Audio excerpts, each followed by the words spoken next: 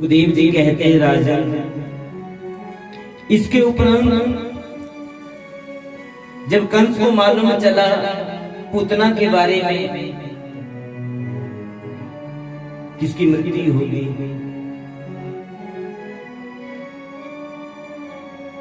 उसे मार दिया, उसका संहार हो गया। तो उसके बाद कंस ने भगवान कृष्ण को मारने के लिए सक्टासुर को भेजा।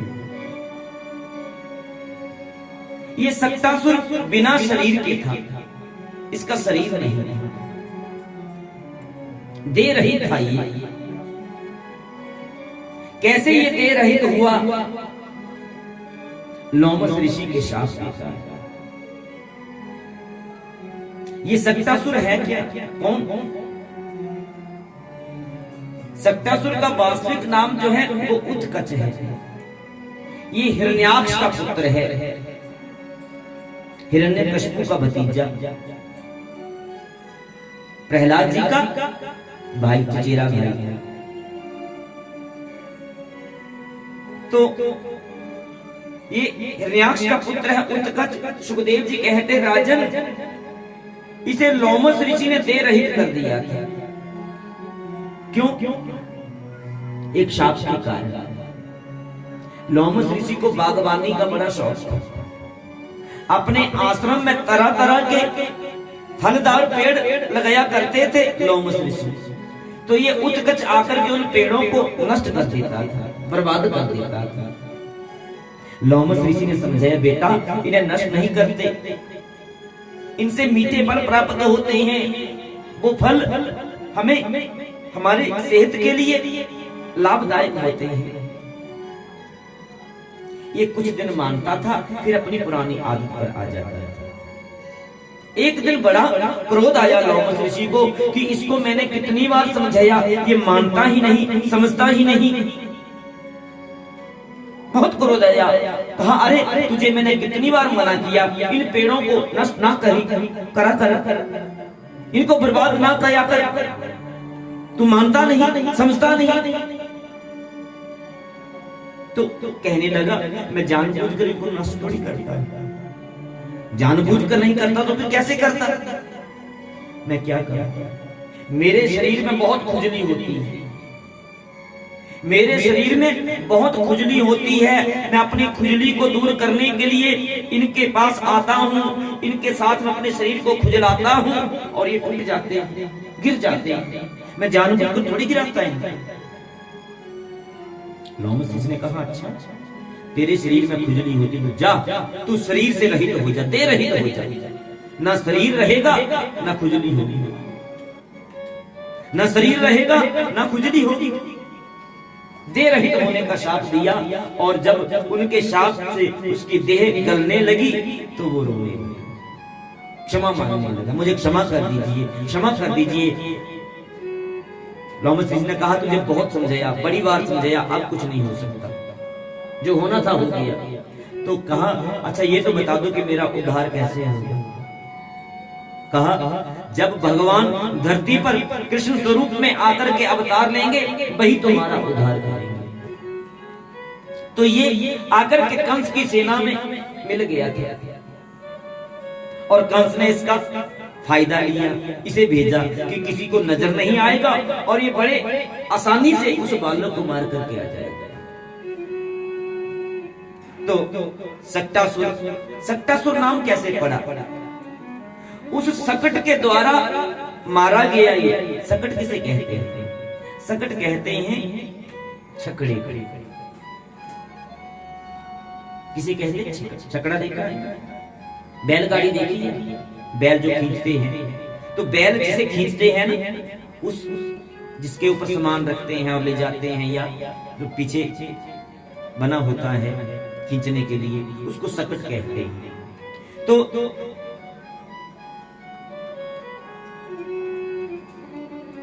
ये पुराना हो चुका था और महलों के आंगन में ही एक किनारे पर रखा हुआ था।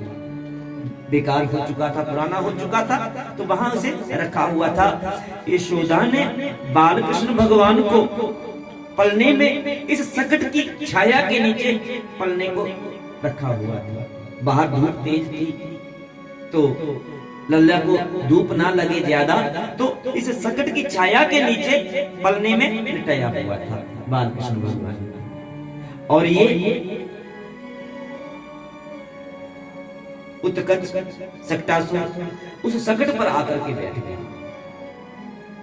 भगवान कृष्ण ने देखा, बाल कृष्ण भगवान ने देखा, पहले मौसी आई थी, मामा आ गई, तो अपने पलने से अपने चरण को थोड़ा सा बाहर निकाला, धीरे से झटका दिया उस सकट को, और वो सकट आकाश में पलट गई। इतनी बेग से आकाश की तरफ पलटा, घूमा और धरती पर गिरा। उसी के द्वारा उस असुर का संहार हो गया। उसके द्वारा, उस सकट के द्वारा उसका संहार हुआ और उसका नाम पड़ा सकटासुर। तो भगवान ने इस प्रकार सकटासुर का संहार किया। आगे सुखदेव जी कहते हैं, राजन वसुदेव जी ने गर्गाचार्य से निवेदन किया एक दिन कि आप गोकुल जाकर के बालकों का नामकरण कराएं। ये वसुदेव जी के पुरोहित हैं गर्गाचार्य जी।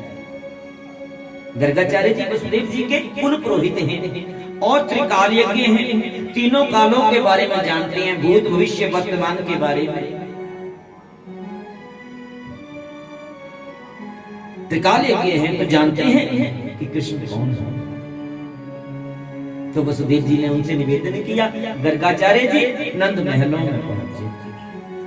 नंद जी ने गर्गाचार्य जी का सत्कार किया, सुंदर आसन प्रदान किया। गर्गाचार्य उस आसन पर विराजे, चरणों का प्रक्षालन किया, वंदन किया। कहने लगे नंद जी गर्गाचार्य से कि प्रभु आप बड़े उच्च अवसर पर पधारे हैं, आप बड़े उचित अवसर पर पधारे हैं। हमारे यहाँ दो बालक हैं, लेकिन अभी तक उनका नामकरण नहीं हुआ है। अगर आप जी के द्वारा उनका नामकरण हो जाए तो वो उनके लिए, हम सब के लिए गौरव की बात है। सुनकर के गर्गाचार्य जी कहने लगे, नंद जी आपको मालूम होना चाहिए कि शास्त्रों में नामकरण जो है वो कुलाचार्य के द्वारा श्रेष्ठ बताया है, कुल पुरोहित के द्वारा श्रेष्ठ बताया है। अब नंद जी के कुल पुरोहित सांडल्य मुनि हैं।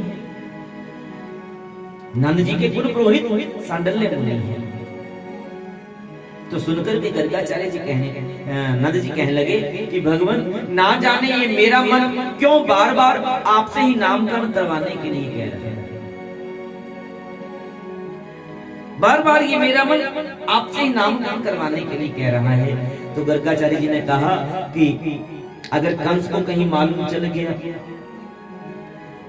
तो आप जानते हैं वो किस वृत्ति का है। नंद जी हाथ जोड़ करके कहने लगे, आप अपनी स्वीकृति दीजिए, हम किसी को मालूम नहीं चलने देंगे। चुपके से चोरी छुपे नामकरण कर लेते हैं, गौशाला में चल जाते। गर्गाचार्य जी मान गए। तो गर्गाचार्य जी ने गौशाला में गाय के गोबर का चौका लगवाया और वहां पर मंडलाधिकारी देवताओं की स्थापना की, पूजा की। कोई भी संस्कार बिना देव पूजा से प्रारंभ नहीं।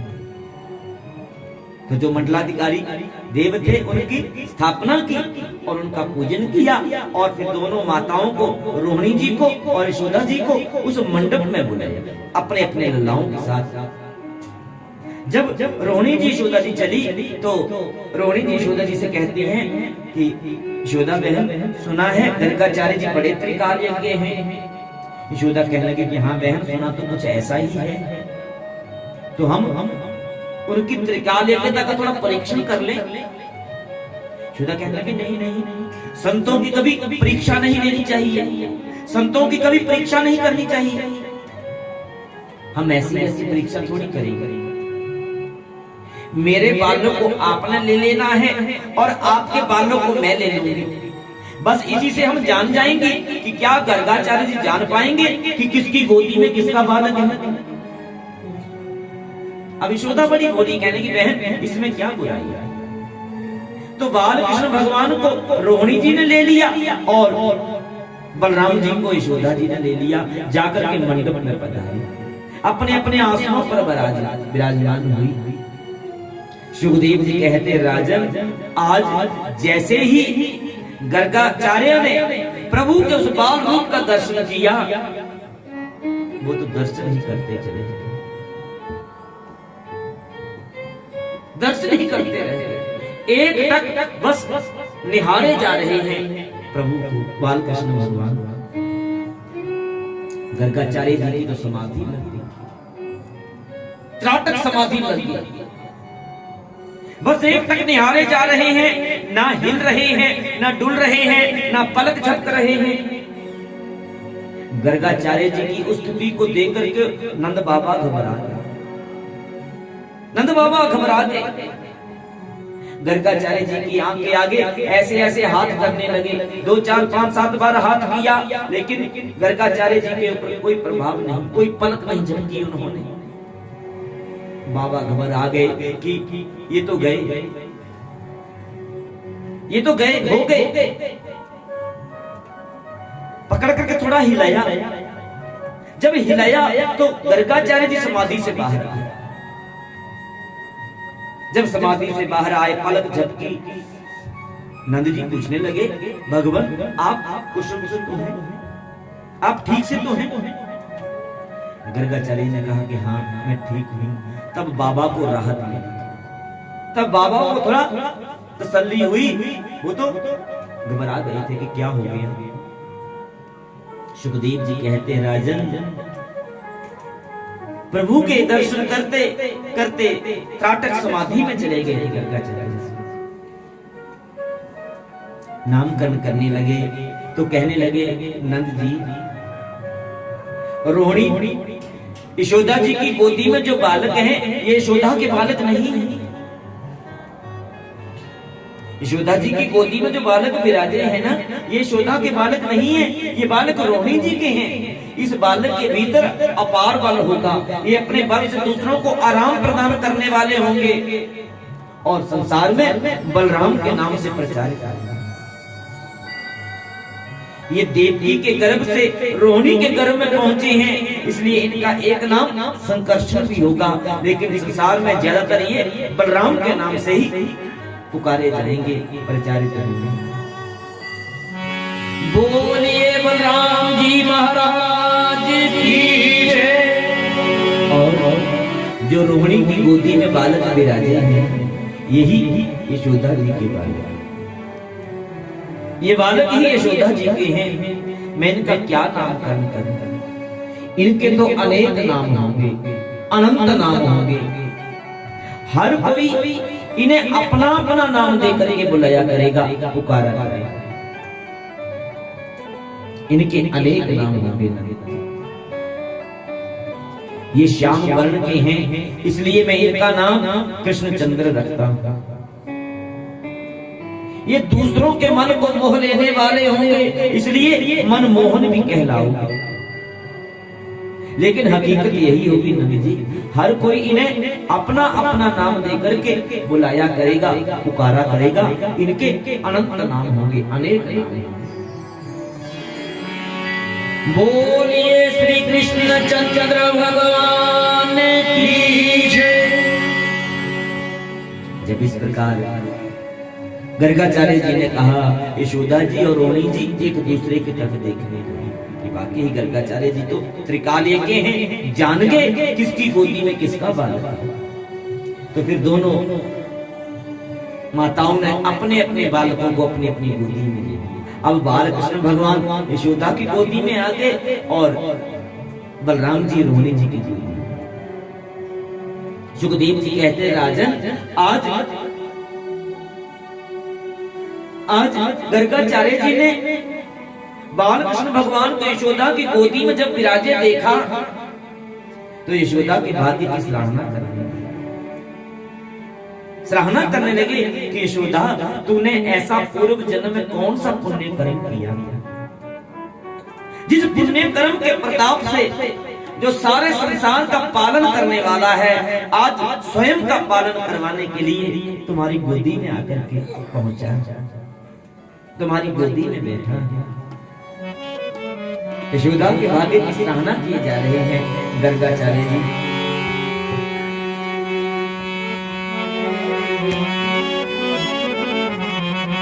चलो मैं लगा कर, चलो बंद हो गया कर। यशोदा तूने कौन सा पुण्य कियो, यशोदा तूने कौन सा पुण्य कियो, यशोदा तूने कौन सा पुण्य कियो, यशोदा तूने कौन सा पुण्य कियो, यशोदा तूने कौन सा पुण्य कियो, पूर्ण ब्रह्म जगत का मालिक, पूर्ण ब्रह्म जगत का मालिक, पूर्ण ब्रह्म जगत का मालिक, पूर्ण ब्रह्म जगत का मालिक, जो तूने गोद दियो,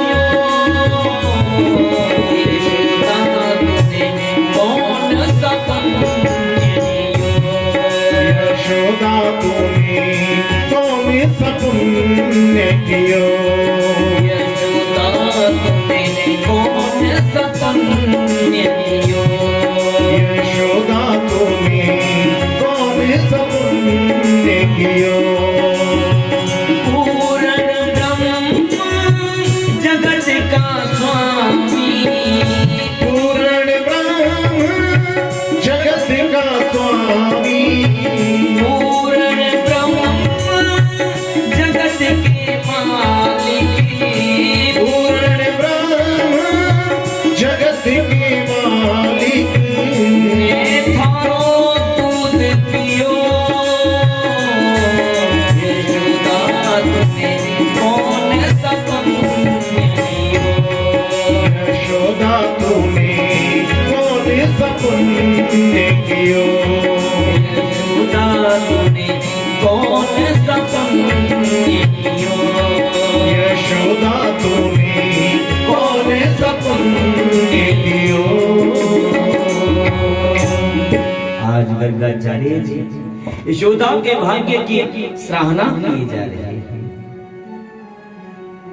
सुखदेव जी कहते राजन, प्रभु का नामकरण करके गर्गाचार्य जी नंद महलों से प्रस्थान करते हैं।